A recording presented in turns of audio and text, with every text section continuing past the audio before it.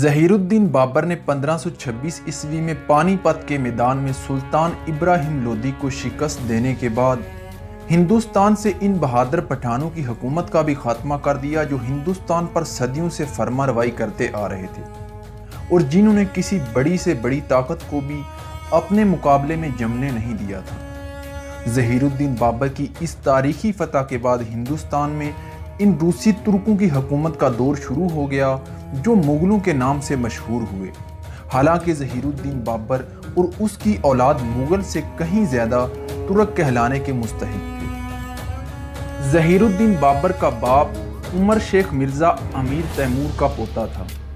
امیر Timur کے مرنے کے بعد کیونکہ اس کی وسیع حکومت اس کے بے شمار بیٹوں اور پوتوں میں تقسیم ہو چکی تھی، اس لیے بابر کے باپ عمر شیخ مرزا کو صرف فرغانہ کی چھوٹی سی حکومت مل سکی جس کا پایہ تخت اندجان تھا اور جس میں تاشگند، بیرون، آسنی، کاشگان اور چند دوسرے چھوٹے چھوٹے علاقے شامل تھے، اور یہ علاقے بھی محفوظ نہ تھے کیونکہ آئے دن امیر تیمور کی اولادوں میں آپس میں ملک گیری کے لیے جنگیں ہوتی رہتی تھیں۔ اپنے والد کی وفات کے بعد 1493 عیسوی میں ظہیر الدین بابر 12 برس کی عمر میں بامقام اندجان حکومت فرغانہ کے تخت پر بیٹھے۔ ابھی تخت پر بیٹھے ہوئے انہیں دیر نہ ہوئی تھی کہ ان کے چچا سلطان احمد مرزا نے حکومت فرغانہ پر فوج کشی کر دی اور اکثر مقامات کو فتح کر لینے کے بعد اس کے چچا کی فوجیں دارالحکومت اندجان کی جانب بڑھنے لگیں، لیکن بابر کی خوش قسمتی کہ اس کے چچا کی فوج میں بیماری پھیل گئی اور اسے مجبوراً بابر سے صلح کر کے سمرقند واپس جانا پڑا۔ بابر کو ابھی اس مصیبت سے بمشکل ہی نجات ملی تھی کہ اس کو معلوم ہوا کہ اس کا ماموں محمود خان آسنی نے علاقے کا محاصرہ کر لیا ہے اور کاشان پر قبضہ جما لیا ہے، لیکن محمود خان چونکہ قلعہ آسنی کو فتح نہ کر سکا اس لیے وہ واپس چلا گیا۔ بابر کو چچا اور ماموں سے فرصت ملی تو عمال حکومت نے بغاوتیں شروع کر دیں۔ بابر نے باغیوں کو شکست دے دی اور 1496 میں اپنے چچا کے علاقے پر حملہ کر کے سمرقند کو بھی فتح کر لیا، لیکن بابر نے چونکہ سمرقند کی فتح کے بعد فوج کو شہر لوٹنے کی اجازت نہیں دی تھی، اس لیے فوج بگڑ کر گھروں کو واپس چلی گئی۔ اسی دوران سمرقند میں بابر بیمار ہو گیا اور اسے مجبوراً سمرقند چھوڑ کر اندجان کے لیے جانا پڑا، لیکن اسے راستے میں معلوم ہوا کہ اس کے بھائی جہانگیر خان نے اس کی غیر موجودگی میں فرغانہ کی حکومت پر قبضہ جما لیا ہے۔ بہت سی کوششوں کے بعد بابر نے ایک مرتبہ پھر فرغانہ کی حکومت حاصل کر لی، لیکن بابر مغل سپاہیوں سے بدظن ہو چکا تھا۔ جب اس نے چاہا کہ مغلوں کو فرغانہ سے نکال دے تو 5000 مغل سپاہیوں نے بغاوت کر دی۔ سخت خون ریزی ہوئی اور بابر کی حکومت پھر اس کے ہاتھ سے نکل کر اس کے بھائی جہانگیر کے قبضے میں چلی گئی۔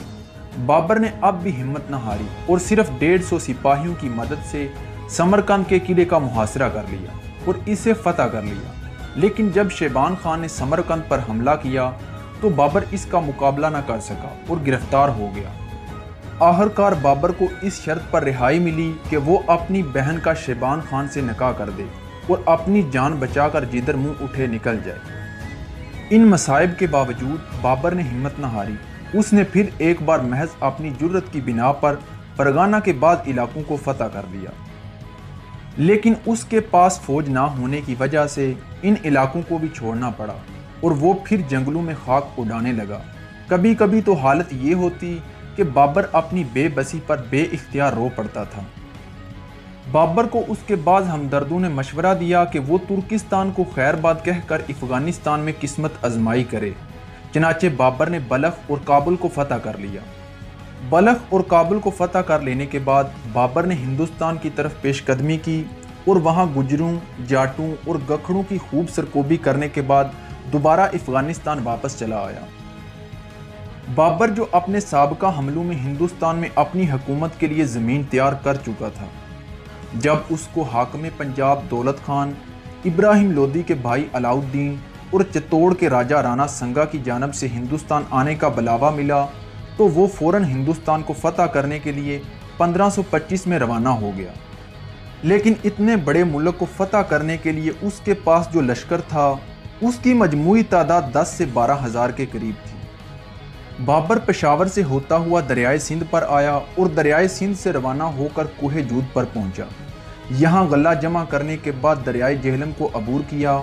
लाहौर और पंजाब के अमाल को हमवार करने के बाद पहले तो कासद को रवाना किया, इसके बाद आगे बढ़कर दरियाए चिनाब के किनारे खेमे डाल दिए और एक दिन के आराम के बाद सियालकोट पहुंच गया। और जाट और गुर्जर जब मुकाबले पर आए तो इनको शिकस्त दी। बाबर को सियालकोट में इत्तला मिली कि इब्राहिम लोदी का भाई अलाउद्दीन इब्राहिम लोदी से शिकस्त खाने के बाद लाहौर भाग आया है।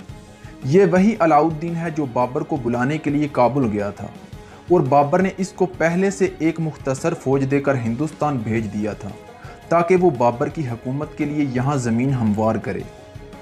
बाबर ने सियालकोट से निकलकर मलोट को फतह किया और दौलत खान हाकम पंजाब को, जो बाबर से मुनहरिफ हो गया था, गिरफ्तार कर लिया। फिर अपनी फौज को आरास्ता करने के बाद दिल्ली के बादशाह इब्राहिम लोदी से जंग के लिए रवाना हो गया। इस मार्के में दौलत खान का बेटा दिलावर खान भी बाबर के हमरा था।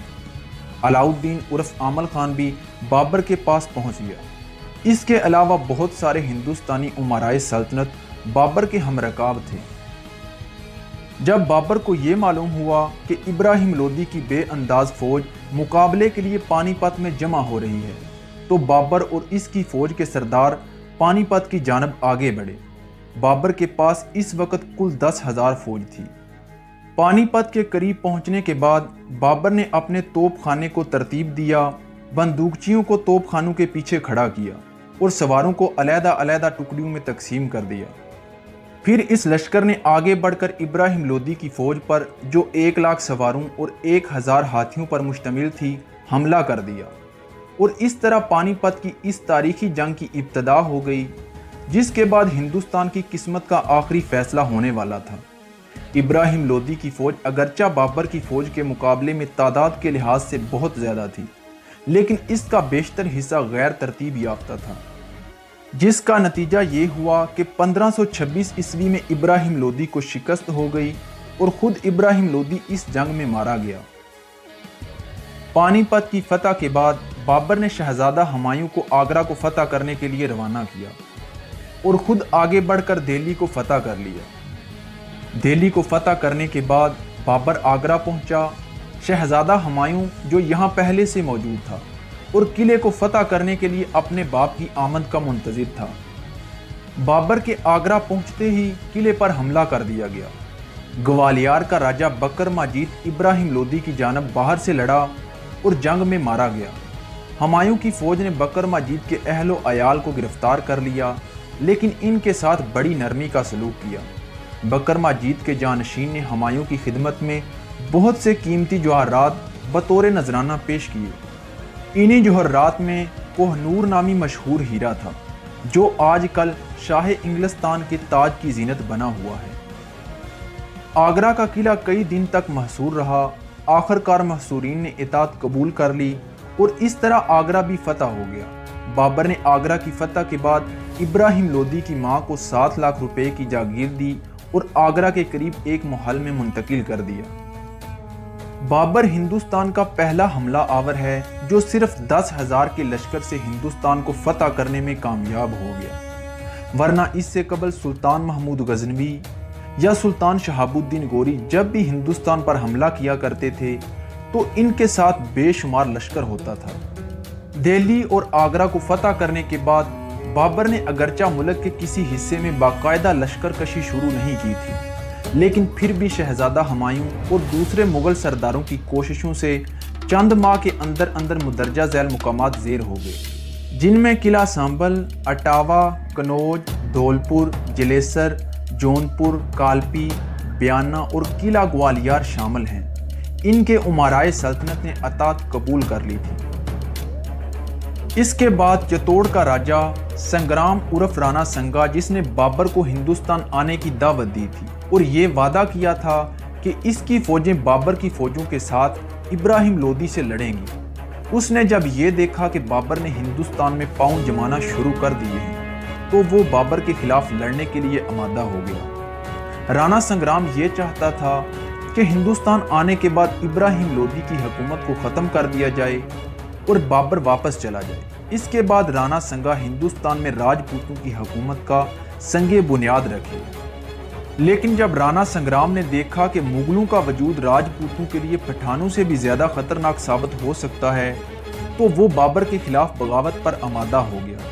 اس نے گندھار فتح کر لیا اور بابر کے مقابلے کے لیے زبردست فوجی تیاری شروع کر دی، اور معاملہ یہاں تک بڑھ گیا کہ تمام راجپوت حکمرانوں نے استدعا کی کہ وہ ہندوستان سے مغلوں کو نکالنے میں اس کی مدد کریں گے۔ چنانچہ تمام راجپوت رانا سنگرام کے جھنڈے کے نیچے جمع ہو گئے۔ راجپوتوں کے علاوہ سکندر لودھی کا بیٹا محمود لودھی بھی ان کے ساتھ شامل ہو گیا۔ اس کے علاوہ دوسرے وہ لودھی سردار جو بابر سے شکست کھا چکے تھے اس مارکے میں رانا سنگرام کے ساتھ شامل ہو گئے۔ رانا سنگرام کی فوجی تیاریوں کا اندازہ اس بات سے لگایا جا سکتا ہے کہ جب سیکری کے قریب سے اس کا لشکر گزرا تو کسی طرح بھی ابراہیم لودھی کے اس لشکر سے کم نہ تھا جسے بابر کو پانی پت میں مقابلہ کرنا پڑا۔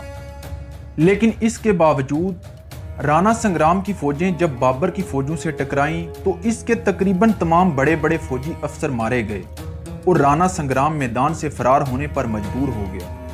ہندوستان کی سرزمین پر قدم رکھنے کے بعد پانی پت کی فتح کے بعد بابر کی یہ دوسری قابل ذکر فتح تھی۔ 1528 میں بابر کو اطلاع ملی کہ سکندر لودھی کے بیٹے محمود لودھی نے بہار فتح کر لیا ہے، اور محمود رانا سنگرام کی لڑائی میں بھی رانا سنگرام کے معاون بابر سے لڑ چکا تھا۔ اس اطلاع کے ملتے ہی بابر نے یہ فیصلہ کیا کہ وہ خود تمام مشرقی صوبوں کو فتح کرے گا۔ چنانچہ بابر ایک بہت بڑی فوج لے کر محمود لودھی کے مقابلے کے لیے روانہ ہوا۔